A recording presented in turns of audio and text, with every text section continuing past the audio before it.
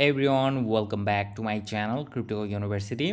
এই ভিডিওতে আমি আপনাদের সাথে শকিং কিছু নিউজ শেয়ার করব। কারণ হলো আপনি যদি বিটকয়েনের প্রাইস দেখেন বা বিটিসি দেখেন, কালকে সাডেনলি এখানে একটা স্পাইক করেছিল এবং 1,06,000 $6,500 টাচ করেছিল এবং এর কিছুক্ষণ পরই মার্কেট খুবই ফাস্ট এখানে নিচে চলে আসে 1,02,000-এ। যেই স্টোরিটা আমরা লাস্ট কয়েকবার দেখেছি, যেমন এইখানে দেখতে পাচ্ছেন 1,09,000-এ টাচ করেছে এবং ইনস্ট্যান্টলি খুবই ফাস্ট এখানে নিচে চলে এসেছে $1,03,000-এ। সেমটা এখানেও হয়েছিল 1,10,000-এ টাচ করে খুবই ফাস্ট এখানে $1,03,000 চলে আসে। তো এরকম কিন্তু অ্যাগেইন অ্যান্ড অ্যাগেইন কন্টিনিউসলি চলতেছে লাস্ট 2 মাস ধরে এবং এখানে বিটিসি $1,00,000-এর একটু উপরে এখানে একটা ভালো স্ট্রং সাপোর্ট জোন তৈরি করেছে। বাট ওভারঅল মার্কেটের নিউজ যদি দেখেন তাহলে নিউজটা কিন্তু আরও বেশি স্কেয়ারি বা নিউজটা কিন্তু একটু প্রবলেমেটিক। কারণ এখানে যদি আপনি দেখেন যে কারণে মার্কেট এখানে ডাউন হচ্ছে মেইনলি ইসরায়েল এবং ইরানের পাল্টা আক্রমণে, এবং এইখানে কিন্তু আমরা একটা রুমার্স শুনতে পাচ্ছি, সেটা হলো ইউএসের এখানে ইনভলভমেন্ট থাকতে পারে বা ইউএস এখানে আরও ভালোভাবে ইনভলভ হতে পারে, যেটা মার্কেটকে পুশ করে আরও নিচে নিয়ে আসতে পারে, $1,00,000-এর নিচেও নিয়ে আসতে পারে।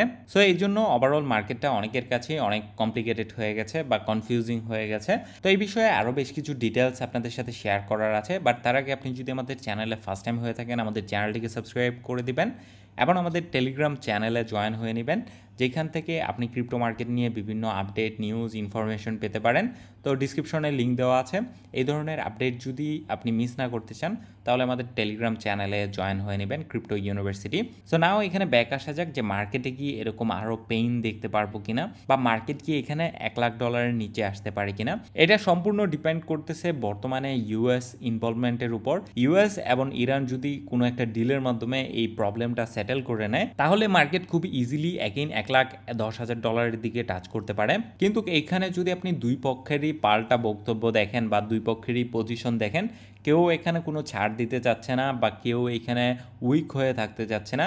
ইরানও এখানে খুবই স্ট্রং পজিশনে আছে, ইসরায়েল এবং ইউএসও এখানে মোটামুটি ভালোই স্ট্রং পজিশনের মধ্যে আছে। সো তারা এখানে নেগোসিয়েশনের মাধ্যমে যদি এই প্রবলেমটা সলভ না করতে পারে তাহলে ক্রিপ্টো মার্কেট এবং স্টক মার্কেটের মধ্যে আরও বেশ কিছু টাইম পেইন আমরা দেখতে পারবো।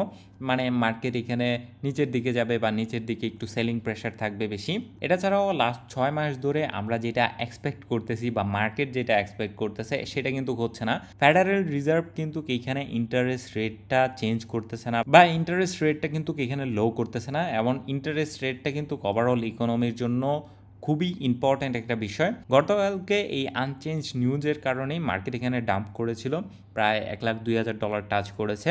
বাট ফেডারেল রিজার্ভের এই ইন্টারেস্ট রেটটা লো না থাকার পরও কিন্তু মার্কেটের মধ্যে আমরা ভালো পরিমাণ বাইং প্রেশার কন্টিনিউসলি দেখেছি। কিন্তু মাঝখান থেকে ইরান এবং ইসরায়েলের এই স্ট্রাইকিংয়ের কারণে বা তাদের এই যুদ্ধের কারণে কিন্তু মার্কেটটা অ্যাগেইন আনস্টেবল হয়ে গেছে।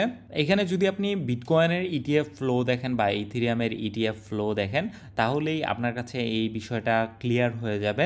দেখতে পাচ্ছেন বিটিসির মধ্যে কিন্তু কন্টিনিউসলি 300 মিলিয়ন, 400 মিলিয়ন, 500 মিলিয়ন এরকম অ্যামাউন্টের মানি ইনফ্লো হচ্ছে, যেটা বিটিসির মধ্যে একটা ভালো ডিমান্ড তৈরি করার কথা, কিন্তু সেই ডিমান্ডটা কিন্তু হচ্ছে না এই যুদ্ধের কারণে।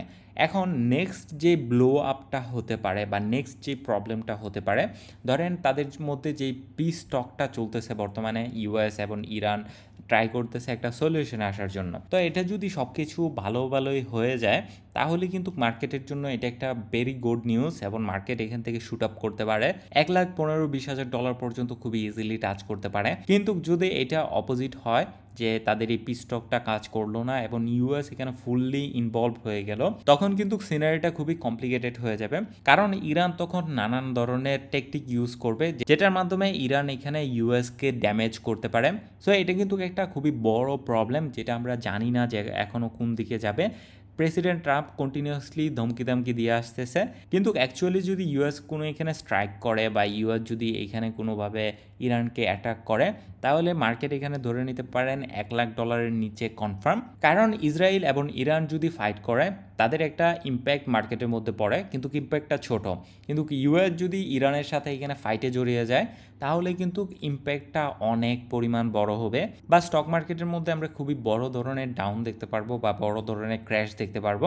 আর এমনিতেও মার্কেটের এই সিচুয়েশনের জন্য স্টক মার্কেটেও ওভারঅল কিন্তু খুবই ভালো পরিমাণ ডাউনে আছে, যেমন 604 টাচ করেছিল কয়দিন আগেই, কিন্তু এখন চলতেছে 594, এটা আরও নিচেও আসতে পারে। সো এইখান থেকে যারা এক কথায় আনসার চাচ্ছেন, এইখান থেকে মার্কেটের চান্সেস হলো 50-50, কারণ দেখতে পাচ্ছেন ইলন মাস্ক এবং ডোনাল্ড ট্রাম্পের ফাইটের কারণে মার্কেট এখানে 1 লাখ চলে আসে, তার 2 দিনের মধ্যেই মার্কেট এখানে শুট আপ করে 1,10,000-এ চলে আসে। সো মার্কেট কিন্তু ওভারঅল খুবই ভলাটাইল একটা সিচুয়েশনের মধ্যে আছে, যেখানে এখনও কোনো ক্ল্যারিটি পাচ্ছে না যে এটা আপ ট্রেন্ডে যাবে নাকি ডাউন ট্রেন্ডে যাবে। সো ইউএস ইরান এই কনফ্লিক্ট নিয়ে মোর আপডেট যদি আপনি পেতে চান, তাহলে আমাদের টেলিগ্রাম চ্যানেলে জয়েন থাকতে পারেন। আমাদের টেলিগ্রাম চ্যানেলে এই ধরনের আপডেট শেয়ার করা হয়ে থাকে। ডিসক্রিপশনে লিঙ্ক দেওয়া আছে টেলিগ্রাম চ্যানেলের। কারণ বর্তমানে মার্কেটটা ফুল ড্রাইভ করতেছে হলো নিউজের উপর। মার্কেটের মধ্যে কিন্তু টাকা ফ্লো হচ্ছে, কিন্তু সেই তুলনায় মার্কেট কিন্তু উপরে যাচ্ছে না। ইটিএফের মাধ্যমে প্রতিদিন ওই $400-500 মিলিয়ন করে এরকম ফ্লো করতেছে, কিন্তু এটার ইম্প্যাক্ট কিন্তু আমরা এখানে দেখতেছি না। BTC continuously down. সো আমার পার্সোনাল মতামত হলো এটা একটা শর্ট টার্ম ক্রাইসিস, যেটা হয়তো বা নেক্সট আরও 1 মাসও আমরা দেখব, কিন্তু এই টাইমের মধ্যেই কিন্তু এটা সেটেল হয়ে যাওয়ার সম্ভাবনা আছে। এবং অনেকেই এখানে প্রেডিক্ট করতেছে এই জুনে তো রেট কাট হয় নাই, কিন্তু আগামী জুলাইয়ে এখানে রেট কাট হতে পারে, বা আগামী জুলাইয়ে এখানে ফেডারেল রিজার্ভ ইন্টারেস্ট রেট কাট করতে পারে। মার্কেট এটা এক্সপেক্ট করতেছে। তো যদি এইটা হয় যে রেট কাট এবং ইউএস ইরানের সেটেলমেন্ট একসাথে চলে আসে, তাহলে কিন্তু বিটিসি দেখবেন $1,20,000 প্লাস। সো আশা করবো নেক্সট 1 মাসের মধ্যে এই প্রবলেমটা সলভ হয়ে যাবে, তারা একটা সেটেলমেন্ট করে নিবে, যেটা গ্লোবালি সবার জন্যই ভালো, সব পার্টির জন্যই ভালো, কারণ যুদ্ধ কোনো পার্টির জন্যই ভালো কিছু বয়ে আনে না। সো আশা করবো আপডেটটি আপনাদের কাছে ভালো লেগেছে। যদি ভালো লাগে তাহলে ভিডিওতে লাইক দিতে পারেন, কমেন্ট করে জানাতে পারেন আপনার মতামত আপডেটটি নিয়ে, এবং আমাদের চ্যানেলটিকে এখনও সাবস্ক্রাইব করে না থাকলে সাবস্ক্রাইব করে দিতে পারেন, এই ধরনের আপডেট যেন সবার আগে আপনি পান। আর ধন্যবাদ সবাইকে সম্পূর্ণ ভিডিওটা শেষ পর্যন্ত দেখার জন্য।